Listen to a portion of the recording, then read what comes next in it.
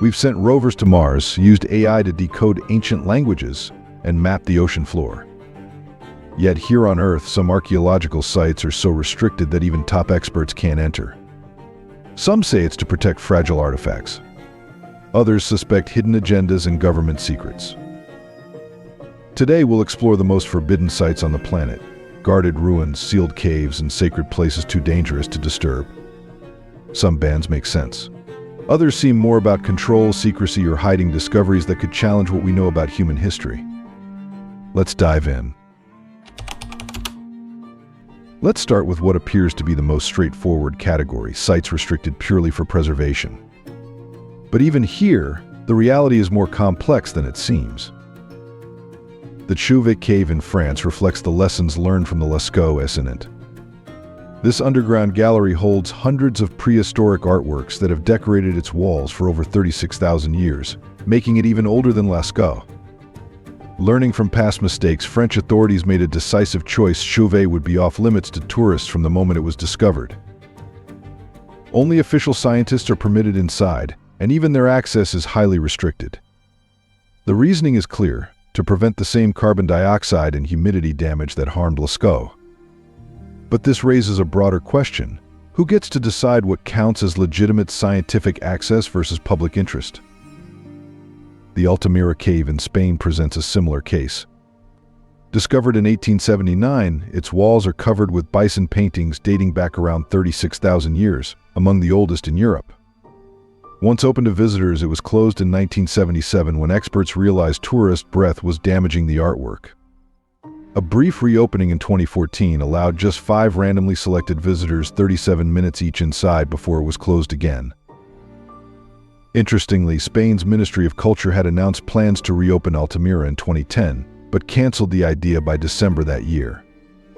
The official reason given was preservation, though some archaeologists have questioned whether other considerations played a role. What changed during those months to make officials reverse course? China's approach to the Mogao grottos adds another layer to this preservation dilemma. The complex contains over 700 caves carved into cliff faces, filled with murals, sculptures, and scrolls reflecting more than 1,000 years of Buddhist history. Although some areas are open to tourists, many caves remain sealed. The official explanation points to the delicate nature of the artwork. Ancient pigments and fragile sculptures cannot withstand temperature shifts and moisture from human visitors. But several researchers who have studied the site report they were denied access to certain areas.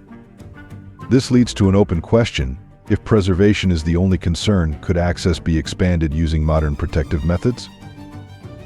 Similar patterns appear elsewhere, like the Vatican's secret archives.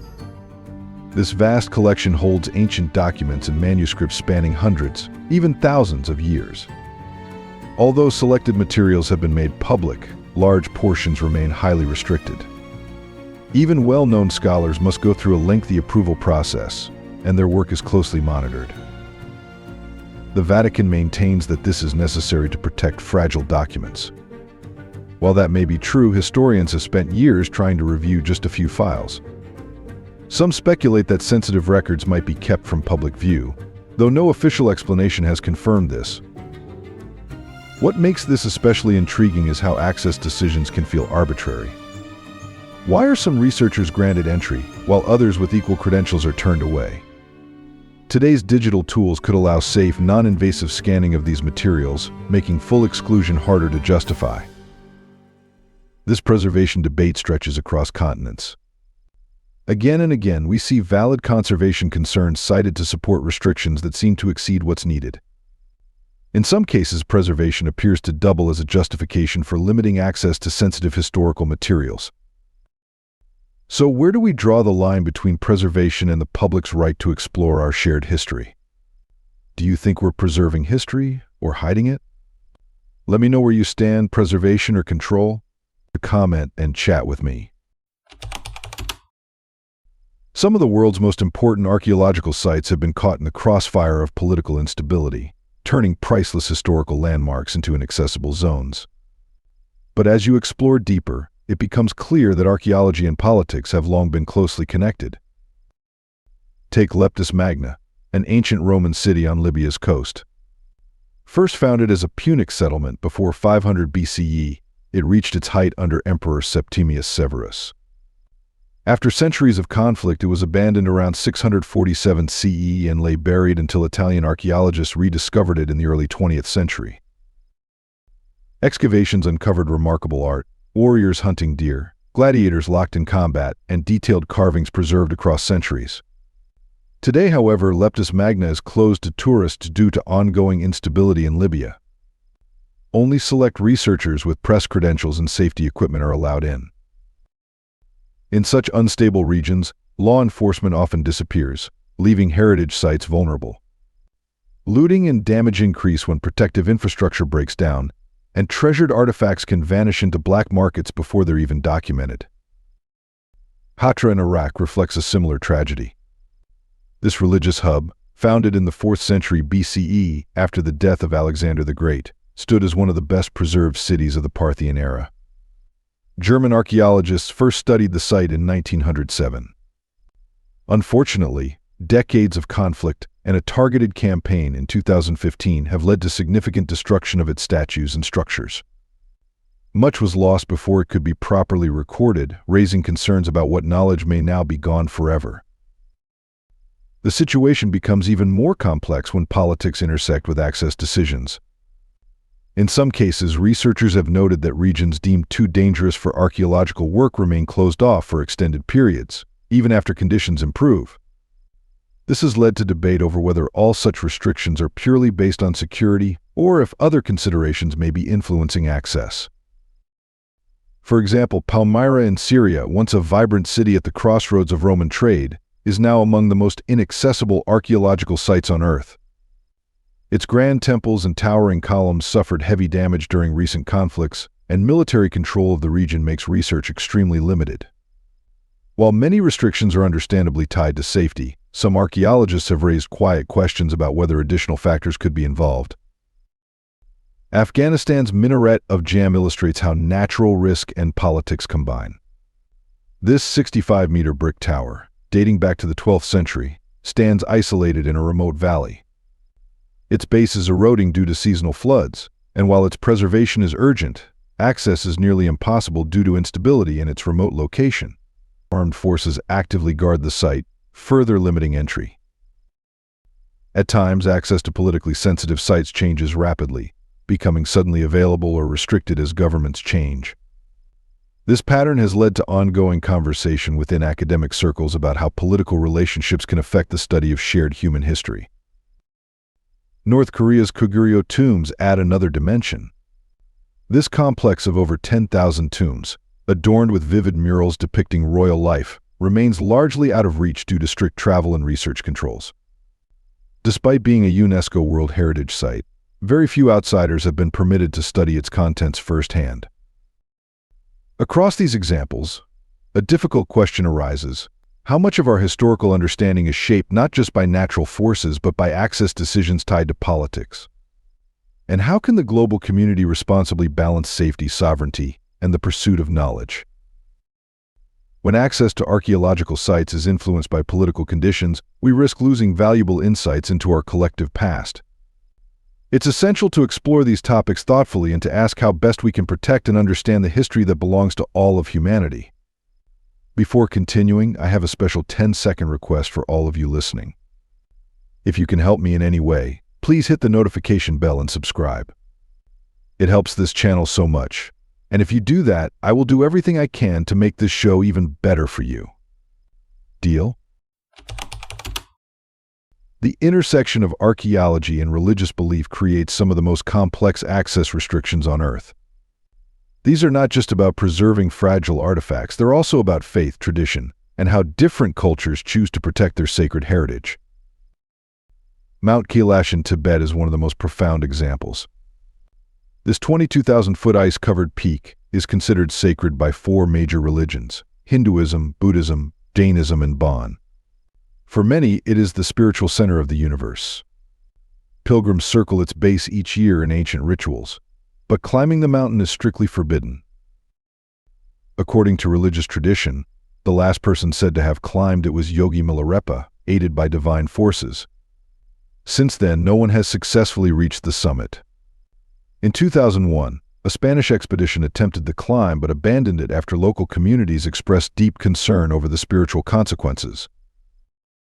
Beyond these traditions, the Chinese government enforces legal bans on climbing the mountain. Combined with treacherous weather, sub-zero temperatures, high winds, and sudden storms, Mount Kailash has become nearly impossible to access. Some researchers believe its archaeological significance remains largely unexplored, yet fully respect the cultural and spiritual boundaries surrounding it. At the base of the mountain is a temple believed by some to house ancient relics. While specific details are not publicly verified, local traditions speak of sacred chambers passed down through generations. The site remains mostly closed to preserve its sanctity. This brings up broader questions. How should we balance spiritual protection with the desire to learn more about our shared human past? The Padmanabhaswamy Temple in Kerala, India, presents a similar dilemma. In 2011, 5 of 6 known vaults were opened under the Supreme Court's directive, revealing an extraordinary collection of gold, gemstones, and royal artifacts, possibly the largest treasure ever found in a religious site. Vault B, however, remains sealed. The royal family of Travancore, caretakers of the temple, maintain that the vault is tied to religious customs and should not be disturbed. When attempts were made to open it, access was halted out of respect for long-standing beliefs. In 2020, India's Supreme Court ruled that the vault would remain closed. While some historians hope to examine it for cultural study, the prevailing consensus is to uphold spiritual tradition. This situation reflects the delicate balance between faith-based decisions and archaeological curiosity. Another case is the Ethiopian Orthodox Church's claim to house the Ark of the Covenant. According to local tradition, the biblical relic resides in the Church of St. Mary of Zion in Aksum. Only one chosen monk is allowed to see it, and no external observers are granted access. This practice is rooted in religious reverence. While it prevents independent verification, it also reflects the community's commitment to spiritual stewardship. Scholars acknowledge the importance of honoring such beliefs even when they limit scientific inquiry. Uluru in Australia also highlights the importance of indigenous traditions. The Anangu people view the site as sacred, and in 2019, climbing was officially banned. Parts of the cave systems, containing ancient paintings and oral histories, remain restricted out of cultural respect. While this limits access for researchers, it marks a step toward honoring indigenous authority over ancestral lands. Scientists continue to work with communities to learn respectfully without compromising sacred spaces. Across all these examples, one theme emerges: how do we respect spiritual traditions while still seeking to understand humanity's history? There is no easy answer. Some sites may remain untouched for generations, and others may eventually open under collaborative efforts between faith leaders and scientists. What's clear is that religious stewardship and archaeological exploration do not have to be in conflict. They can coexist with care, dialogue, and mutual respect. This is where things get especially intriguing, and for some, a little unsettling. Certain archaeological sites are not just restricted for preservation or religious reasons. In some cases, they're subject to government classifications, tight security, and limited access that raise more questions than answers. The National Archives in the United States illustrate how historical preservation and governmental control can overlap. While the public can view some of the nation's most important documents, like the Constitution and the Declaration of Independence, many files remain sealed, but inaccessible even to qualified researchers. One well-known example involves documents related to the assassination of President John F. Kennedy. Although a significant amount of information has been released over the decades, portions remain classified. Access is restricted to officials with special clearance, officially in the name of national security. After more than 60 years, this ongoing classification continues to prompt public curiosity about what remains hidden. Documents related to Cold War nuclear research are also closely guarded. Only select experts with special training are granted access. The stated reason is the sensitive nature of the content, though some question whether preservation alone justifies such strict secrecy. Occasionally, historical mysteries intersect with folklore and debate. One such case involves a 1909 article in the Arizona Gazette, which claimed that an explorer named G.E. Kincaid discovered a cave high along the Grand Canyon wall, reportedly containing artifacts that resembled ancient Egyptian items. The Smithsonian Institution stated it had no record of receiving such artifacts or of the cave itself. Over the years, this has fueled speculation and curiosity, but no verifiable evidence has confirmed the story's accuracy. Another example of restricted access is Diego Garcia, a remote island in the British Indian Ocean Territory. In the 1970s, the area was repurposed as a military base, and the island has since remained closed to the public. Some historians have expressed interest in what archaeological material may have existed before the relocation of local communities, but little research has been made public. The situation highlights how military zones can also impact the preservation and study of cultural heritage. Antarctica offers a different kind of mystery. The continent is protected by an international treaty, and access is strictly controlled. Research is permitted only in specific regions and largely focuses on environmental science.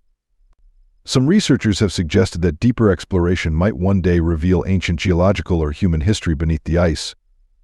But logistical and legal barriers make such work extremely difficult. In Australia, the Superstition Mountains near Phoenix, Arizona, are known for their rugged terrain and stories of lost treasure. Though not officially restricted, the area's harsh environment has led to numerous missing persons cases over the years. These events have contributed to an atmosphere of caution around exploration. Some believe there could be culturally significant sites in the region connected to Native American history, but access and research have remained limited. Across these examples, a common theme emerges. Official explanations like safety, preservation, or national security are valid, but sometimes leave room for speculation. The question becomes, where does responsible stewardship end and selective control begin? Understanding human history requires access, transparency, and collaboration. While there are good reasons for protecting certain sites, continued limitations may hinder discoveries that could enrich our understanding of the past. We dive deep into forbidden history every week, so if you're into ancient secrets, hidden tombs, and tech conspiracies, hit that subscribe button and join the exploration. Here's something that should deeply concern anyone interested in archaeological discovery. We live in an age of unprecedented technological capability, yet more archaeological sites are becoming restricted than ever before. We have ground-penetrating radar, LiDAR scanning, non-invasive imaging techniques, and digital preservation methods that could allow us to study ancient sites without causing any physical damage. So why are access restrictions increasing rather than decreasing? The answer reveals a troubling pattern of how modern technology is being used not to open up archaeological discovery, but to control and limit it in ways that previous generations could not have imagined. Consider the case of the Emperor Qin Shi Huang's tomb in China, surrounded by the famous terracotta army. We've all seen images of the thousands of life-size statues, and we've heard the stories about the emperor's burial chamber. But here's what most people don't realize: the actual tomb has never been excavated. It's been sealed for over 2,000 years, and while researchers have examined the terracotta warriors, they've never been allowed to look inside the emperor's burial chamber itself. The official explanation is that excavation could damage the site. The tomb is reportedly full of mercury, which was believed to protect the emperor in the afterlife. Digging could cause chemical reactions that would destroy priceless artifacts. When archaeologists have tested the surrounding soil, they've found dangerous mercury levels that support this concern. But here's what's interesting: modern technology could easily handle these challenges. We have remote sensing equipment, robotic exploration devices, and containment systems that could safely investigate the tomb without human exposure to mercury or other hazards. The technology exists to explore this site safely, yet Chinese authorities continue to prohibit any investigation. There's also the persistent legend that the emperor rigged deadly booby traps throughout his tomb to prevent disturbance. Some archaeologists still fear these ancient security systems might be active after more than 2 millennia. But again, modern robotic technology could easily detect and neutralize any such devices without putting human researchers at risk. The real question is, what could be inside that tomb that Chinese authorities don't want discovered? The emperor was known for his obsession with immortality and his belief in advanced technologies. What if the tomb contains evidence of knowledge or capabilities that don't fit with official historical narratives? This pattern of using outdated safety concerns to justify modern restrictions appears at sites around the world. Castleguard Cave in Banff National Park, Alberta, is Canada's longest cave system, stretching over 20 kilometers beneath the Rocky Mountains. It's also one of the most restricted archaeological sites in North America. The cave contains rare formations including flowstone, cubic pearls, and soda straws so perfect they look almost artificial. It's the only cave in North America located under a glacier, with back passages sealed by thick ice plugs. The environment is described as ridiculously fragile and easy to damage with even the smallest misstep. Access is limited to scientific researchers with special permits from Parks Canada, and even they can only enter at their own risk. The official explanation focuses on environmental protection and the danger of getting lost in the complex cave system. Divers often stay underground for days at a time, camping in freezing conditions while they explore. But modern cave exploration technology has advanced dramatically. We have GPS systems that work underground, communication devices that can maintain contact with surface teams, and environmental monitoring equipment that can detect dangerous conditions before they become life-threatening. The technology exists to explore Castleguard Cave safely, yet access remains severely restricted. What makes this particularly suspicious is that some of the cave's formations are described as looking almost artificial. What if there are archaeological discoveries in Castleguard Cave that authorities don't want publicized? The extreme restrictions seem disproportionate to the stated environmental concerns. The situation becomes even more troubling when you examine how modern scanning technology is being used to identify archaeological sites that are then immediately classified as off-limits.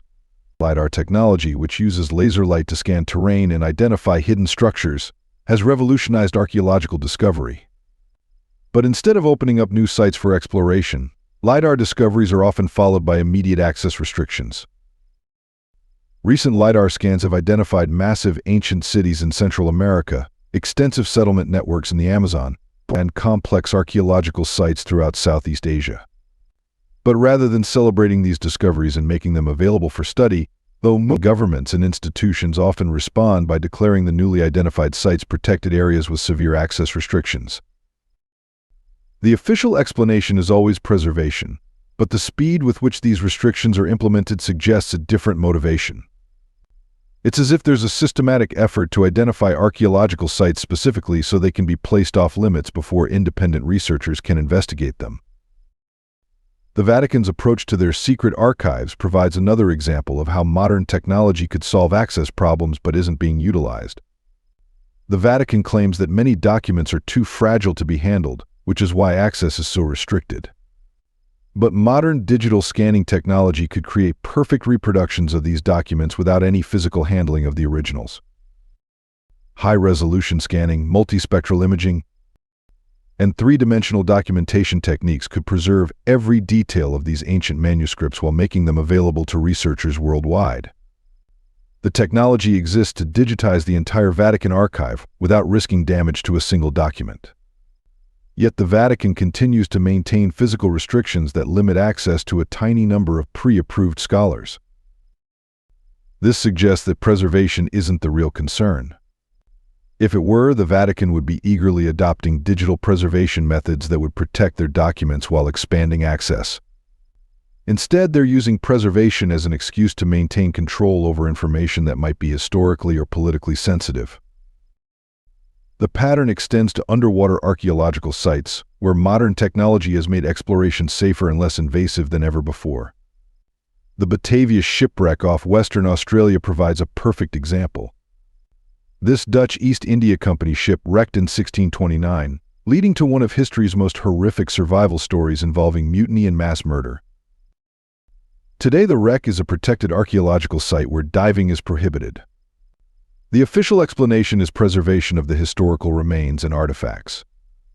But modern underwater archaeology techniques, including remotely operated vehicles and non-invasive scanning methods, could study the site thoroughly without disturbing anything.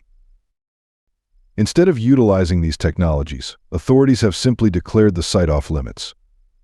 Visitors can see parts of the Batavia's hull and artifacts in museums, but the actual wreck site remains forbidden.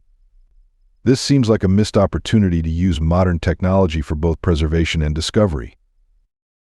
The most troubling aspect of this technology paradox is how it's being used to create new categories of restricted sites.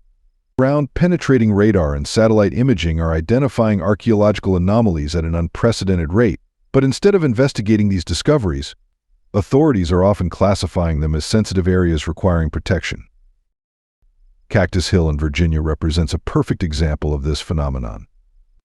This archaeological site is believed to contain evidence of human occupation dating back 15,000 to 16,000 years, potentially challenging established theories about when humans first arrived in North America. The site was discovered in the 1980s, and excavations revealed multiple cultural layers with artifacts that could rewrite American prehistory. But Cactus Hill is strictly off-limits to the public, and even authorized researchers face significant restrictions. The site is described as too important and too fragile for general access. Modern archaeological techniques could study the site extensively without causing damage, but instead of embracing these possibilities, authorities have chosen to severely limit investigation. What's particularly suspicious is how quickly sites like Cactus Hill are restricted once they're identified as potentially significant. It's as if there's a systematic effort to prevent discoveries that might challenge established historical narratives. The use of modern technology to create digital replicas instead of allowing access to original sites represents another troubling trend. The Lascaux caves in France were replicated with stunning accuracy, and visitors are told this provides the same experience as seeing the originals. But digital replicas, no matter how sophisticated, can't capture everything about an archaeological site. Subtle details, atmospheric conditions, spatial relationships, and the simple experience of being in an authentic ancient space are lost in even the best reproductions. By directing people to replicas instead of originals, authorities are controlling not just access to archaeological sites, but the very nature of how we experience human history. The technology paradox reveals a fundamental shift in how archaeological discovery is being managed.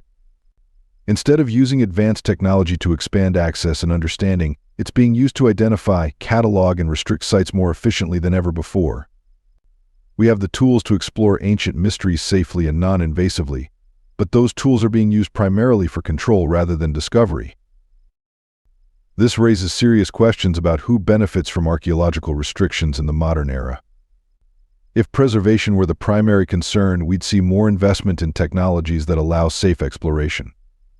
Instead, we see increasing restrictions justified by outdated safety concerns that modern technology has already solved. After examining dozens of restricted archaeological sites across every continent, a disturbing pattern emerges. While some restrictions are clearly justified by legitimate preservation concerns or safety issues, many others seem designed to control access to information rather than protect ancient artifacts. The next time you hear about an archaeological site being declared off-limits, ask yourself, are we being told the complete truth about why access is being restricted? Because the answer to that question might reveal more about our present than any ancient artifact ever could.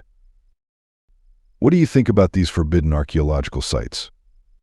Have you ever wondered what secrets might be hidden in the places we're not allowed to explore? Share your thoughts in the comments below, and let me know which of these restricted sites you'd most want to investigate if you had the chance. Thanks for being with us. Leave a comment, like to show your support, and remember to hit that subscribe button for more exciting videos. See you next time.